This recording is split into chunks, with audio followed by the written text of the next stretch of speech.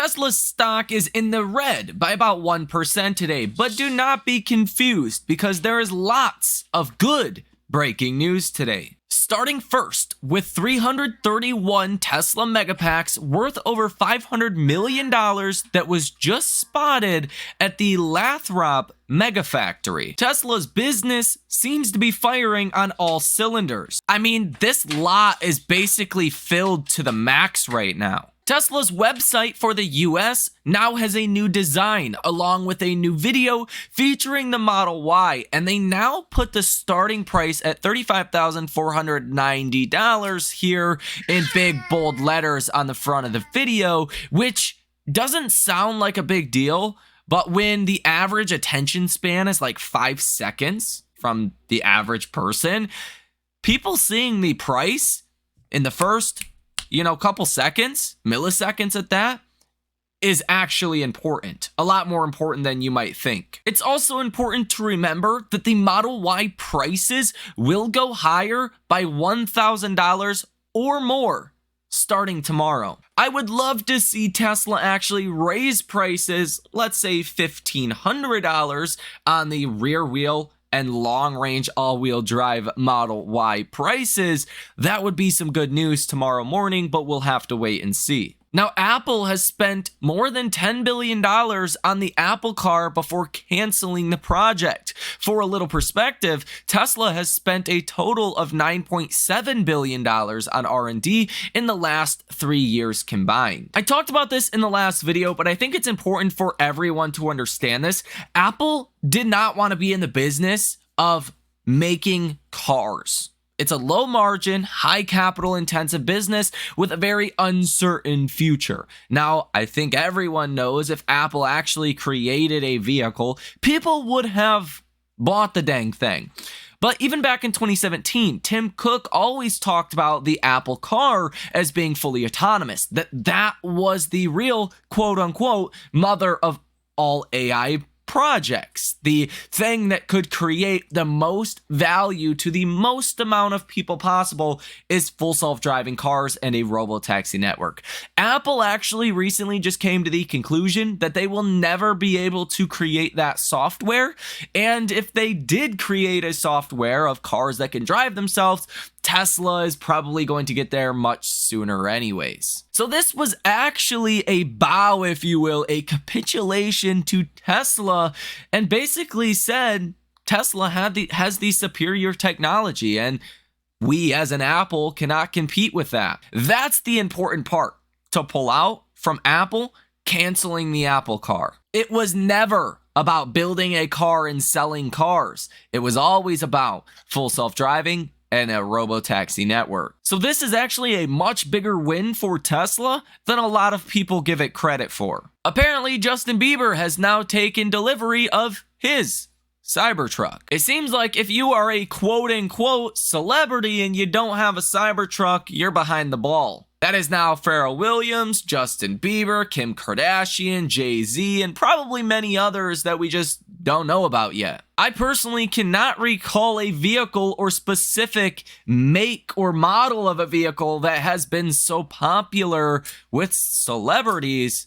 I mean, as soon as it was created, maybe the G-Wagon or maybe Lamborghini, right? But a specific model, specific vehicle, I mean, I can't think of anything else that has been more popular so far than the Cybertruck. U.S. Congressman Mike Simpson has joined nearly 140 other representatives and senators in urging President Joe Biden to end EV transition goals. Quote, "The Biden administration's radical EV policies are driving up consumer costs, hurting American jobs, and emboldening China," Simpson wrote in a letter to the president. Personally, I think EV adoption has actually been going on for a long time, not because of all of these subsidies, but because EVs are just superior products to internal combustion engine vehicles in almost every single way possible.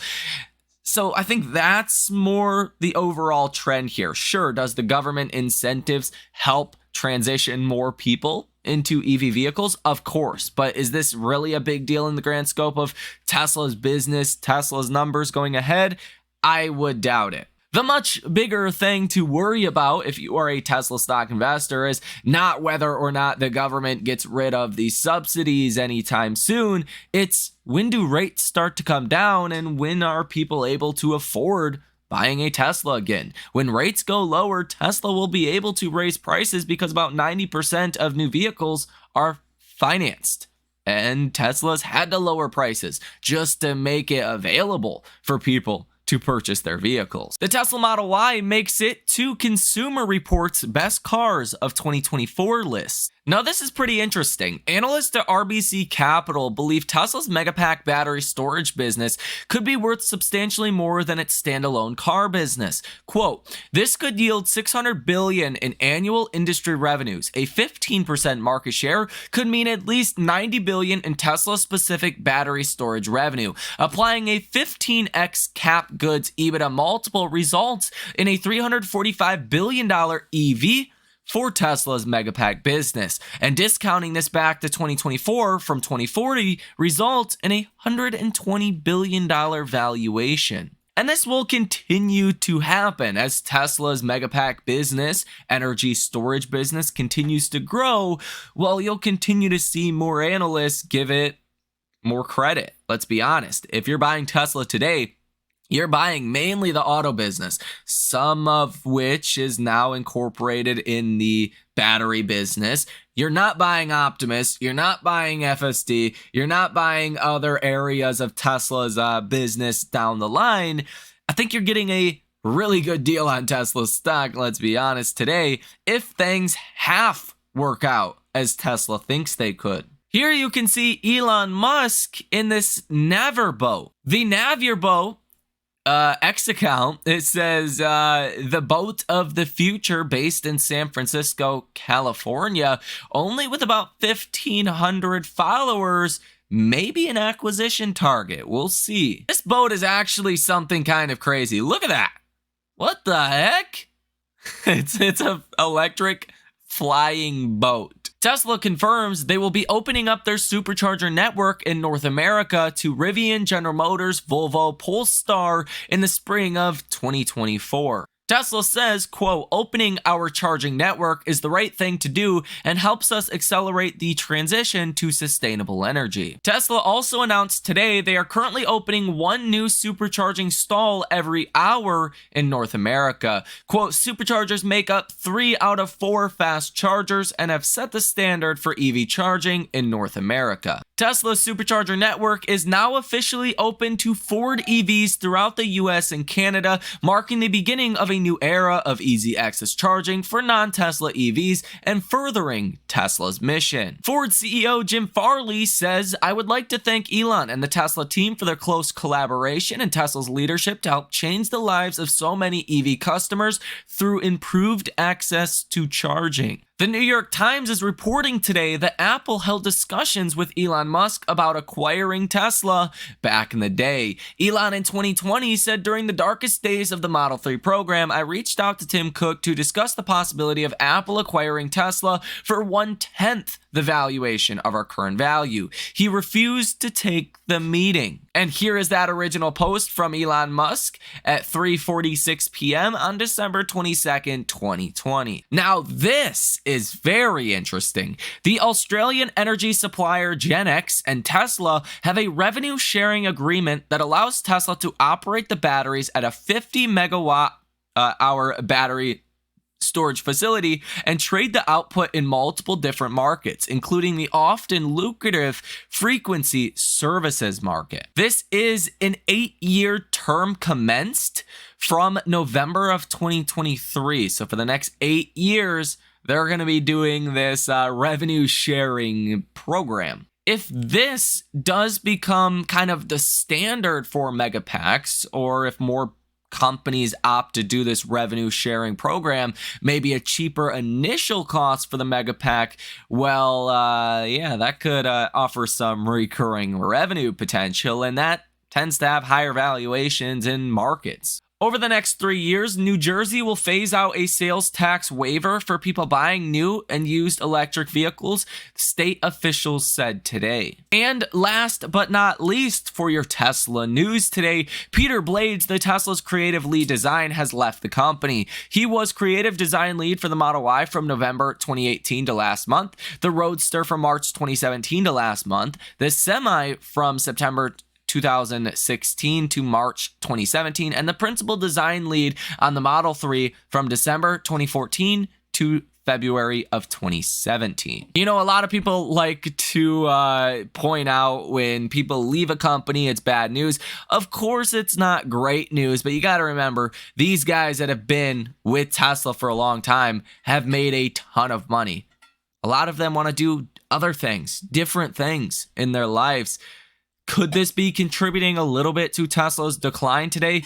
It could be, but it's not something that is fundamentally impactful to the company in the long term. We did get some pretty shocking data that came out today. That was core PCE price index month over month. You came in at 0.4%. That was also the consensus estimate, so right in line there. But last month, we were at 0.3% month over month, and you got revised down to 0.1% month over month. So I think that is the reason why markets have done relatively well today. You also got personal income month over month that came in at 1%. The estimate was 0.4%. So that came in much higher than expected. And personal spending month over month came right in line with the estimate of 0.2%. Chicago PMI came in at 44. The estimate was 48, so that was on the weak side. Pending home sales month over month were revised from 8.9% down to 5.7% for last month.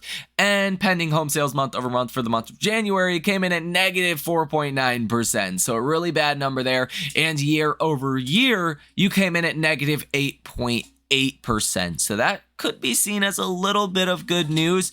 Maybe less home sales means maybe less inflation in housing. We'll have to wait and see. We did hear from Fed Goolsbee today. He's really been growing on me as of lately. He said he thinks the housing data just doesn't make sense. If you look at like a Zillow rent oscillator, Zillow's showing rents are back to really the same prices that they were at, or the rate of increase is back to where it was pre-pandemic, yet the actual CPI, PCE reports, other different inflationary data reports that incorporate housing are not showing that. And he's making the argument that maybe the data is just kind of rigged. Now, coming tomorrow, we will have some important data in the morning. It's highlighted in red here as a major volatility catalyst. That is going to be ISM Manufacturing PMI, and we will discuss that in the next video at 8:30 p.m. Eastern Standard Time. Global inventory numbers for the Model Y continue to trend down lower.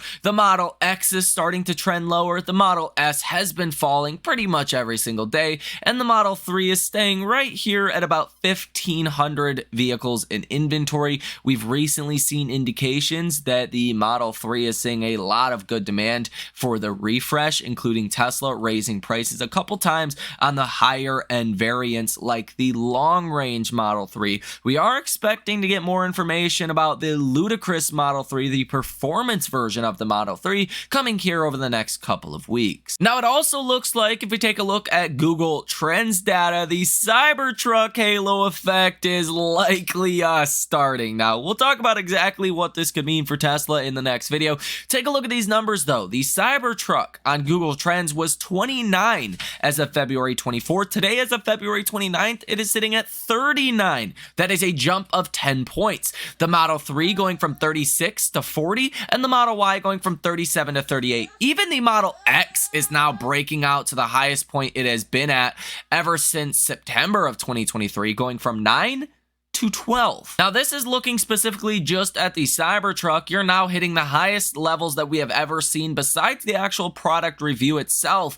I am arguing here recently that this spike is organic search trend activity. These are people that have seen Kim Kardashian post this, Justin Bieber get this, Jay-Z, Beyonce, Kim Kardashian, all of these other individuals, and they're like, what the heck is this new product? So they start to, search about Tesla. Maybe some of Tesla's advertising has helped as well, but this is likely not in the investor base that is searching for the Cybertruck. That was back here in April and March of 2023. That was back here in July of 2023. And relatively speaking, these spikes were like to 20. Right? This was the 15. This was the highest to 23. And right before the Cybertruck actually launched, you did see search trend activity pick up. Then you hit 100, right? During the actual delivery event. You come back down, you go back to, 16, 17, and now you're at 41. This is clearly not investors searching the Cybertruck anymore. That's insanely more positive than you will think. Tesla is now running 3,000 different ads via Google, and it looks like some of these new ads are for the Model Y, advertising the starting price, in which is lower than the starting price of the average vehicle in the US, which is about $42,000 or so. You're also seeing this ad for Autopilot comes standard, Model Y lease at $379 a month, Model Y starting at $35,490, seating for up to 7, lease the Model Y from $379 a month, Model Y starting price here, Autopilot comes standard, tax credit at purchase for the Model Y. Lots of different ads in regards to the Model Y and the leasing, as well as Autopilot being advertised as well. Seeing some ads now for Hong Kong for I don't speak Mandarin here, but it looks like the Model Y specifically being advertised, and you can see SUV here. So I would say that's probably the Model Y. And you can actually see this here. It looks like an actual Tesla service and delivery center that is being advertised as well here via Google. That's interesting. Hong Kong's a new market for Tesla to be advertising in. And then, of course, Tesla continues to run a lot of short form content ads, as well as I've heard some YouTube longer form ads as well. I've heard some of those ads have been played on these videos. Let me know down below in the comment section if you had a Tesla ad as you clicked on this video. Tesla sentiment today is neutral at 53. That's actually an improvement from yesterday when the sentiment was bearish at 41 here on StockTwits. Message volume is the same as yesterday at 55, categorized as high, and the participation ratio is still at 55, which is categorized as high, and this just shows there's a lot more accounts or individual people talking about Tesla stock, which is a good sign. Option activity from hedge funds and institutions today, a little bit more on the positive side than not, with a positive order value of 58%. You have seen 436 orders totaling $103 million. If you take a look at all of the volume activity, including retail, 65.91% of the volume is calls and 34.09% is puts today. Tesla's short interest currently stands at 3.2% with $17.91 billion currently in Tesla short positions. The percent of stocks above their 50-day moving average is up to 53.06%. You are seeing a slow and steady broadening out of our markets, but you're still not that bullish, not as bullish as a lot of people would make this market out to be. The Russell 2000 was the outperformer for a majority of the day today, since being taken over by the NASDAQ, but they are still neck and neck. The Russell 2000 up 0.56%, the NASDAQ up 0.61%, S&P 500 up 0.36%, and the Dow Jones Industrial Average is down 0.03% on the day today. The VIX continues to get slammed, down 3.4%. And 10-year treasury yields are down about 3.5 basis points today. That, I believe, again, is really due to that downward revision on PCE from last month. And Tesla stock today, if you're looking at the stock on a technical basis, continues to grind grind higher overall. If you look at this trend line connecting 175 to the lows that we have hit ever since, you're creating a very clear and obvious channel here. And we can go ahead and actually, safely at this point, draw a channel line to the upside and to the downside. So I expect if we get a break lower under this bottom line or a break higher on this higher line, then you likely get a large move from there. Tesla's RSI at 51.22, that is almost exactly neutral, a little bit better than neutral, but pretty much neutral overall. And the MACD line is negative 2.15. The signal line, the blue line, is negative 4.82. You are trending higher, and once you go positive, that's where things get, much better. That's where you could see more traders actually start to enter into Tesla, and maybe some of those fearful longer term investors or swing traders, if you will, enter back into Tesla stock. That is going to do it for this video. Hit that like button as well as subscribe to the channel. Let me know what you think about all of this down below in the comment section. If you guys want to come trade with us, check out that link down below in the description of this video as well, and follow the X account. It is Michael Tyler over there. Thank you for watching. Enjoy the rest of your day, and I will see you in the next one.